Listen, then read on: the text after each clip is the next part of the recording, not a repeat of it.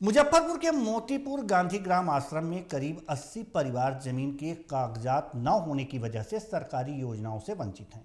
पीने का पानी, शौचालय और स्कूल जैसी बुनियादी सुविधाएं भी नहीं हैं। अधिकांश कुष्ठ रोगी जीविका के लिए भिक्षाटन पर निर्भर हैं। अब वे प्रशासन से अस्थायी समाधान की मांग कर रहे हैं।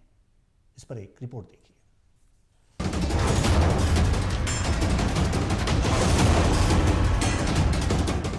समाज ने उन्हें अपने बीच से कर दिया दरकिनार।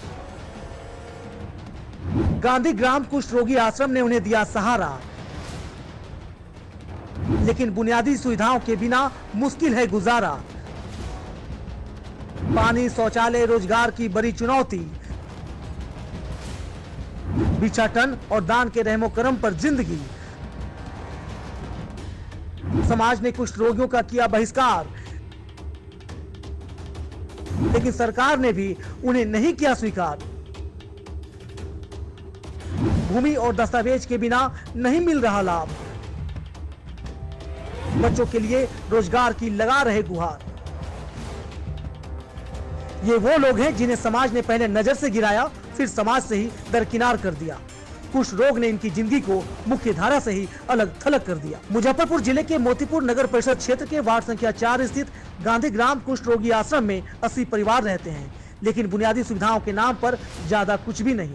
कई दशक बीत जाने के बावजूद इन परिवारों के नाम से अब तक जमीन का कोई वैधानिक दस्तावेज मुहैया नहीं है, जिसके कारण आवास योजना, शौचालय निर्माण सहित तमाम जरूरी सरकारी योजनाओं का लाभ नहीं मिल पा रहा है।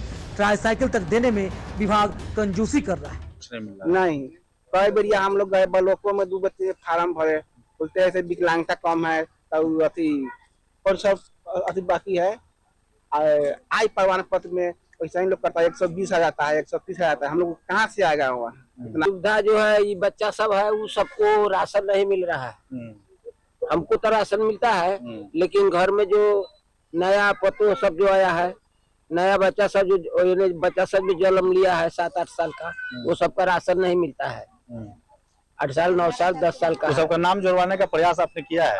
हाँ, किए हैं, लेकिन उसका कोई सुनवाई नहीं। सुविधा तक कुछ भी नहीं मिलता है। चढ़ाई साइकिल कहा से भी नहीं मिलता है। दरखास्त दे दिया ब्लॉक में, वो वीडियो सुनता नहीं है। क्या करेगा हम लोग?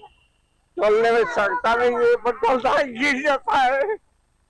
तो देखिए, साफ तौर पर देख सकते हैं कि इनका आंसू जो है तो यह प्रमाणित कर रहा है कि किस तरह के दुखों का बोझ इन लोगों के ऊपर है और कोई सुनने वाला नहीं है। शारीरिक रूप से काम करने में अक्षम लोग या तो भीख मांगकर गुजारा करते हैं या फिर किसी एनजीओ या दानकर्ताओं के रहमो करम का इंतजार करते हैं। एनजीओ और सामाजिक संस्थाओं से जुड़े लोग इनके बच्चों के लिए रोजगार और कौशल विकास की मांग कर रहे हैं कि हमारे जो आश्रम के नौजवान हैं उनको मजदूरी के लिए व्यवस्था किया जाए, उनको कौशल विकास योजना के तहत कोई ना कोई ट्रेनिंग दे करके कोई ना कोई अच्छा जगह जो है उन लोगों को दिया जाए। जल नल से जुड़ा जाए कि सब लोगों को स्वस्थ, सारे जितना चापाकल मिला है या चापाकल है वो सब पीला हो जाता है पानी, जिससे तरह तरह की बीमारियां यहाँ फैलती रहती है। मुख्य धारा में सब कोई जुटे। अब यहाँ ट्राईसाइकिल के लिए हम लोग 3 सीओ साहब के यहाँ गए थे आय प्रमाण पत्र के लिए।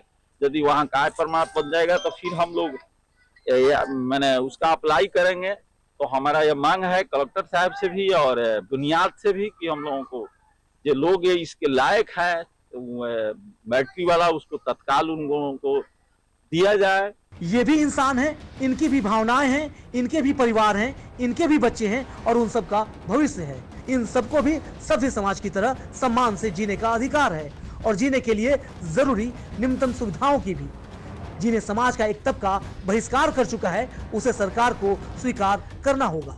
हालांकि इस सब के पीछे का एक बड़ा कारण यह है कि यह जो जमीन है यह कहीं ना कहीं चीनी मिल की जमीन बता दी जाती है और ऐसे में इन लोगों को ये सारी लाभें नहीं मिल पाती है। अब अभी देखना ये होगा कि अब जब यह मामला जिलाधिकारी या फिर वरीय अधिकारियों के संज्ञान में जाता है तो वो क्या कुछ इस पर एक्शन ले पाते हैं। टीवी 45 के लिए मुजफ्फरपुर से रवि रंजन कुमार।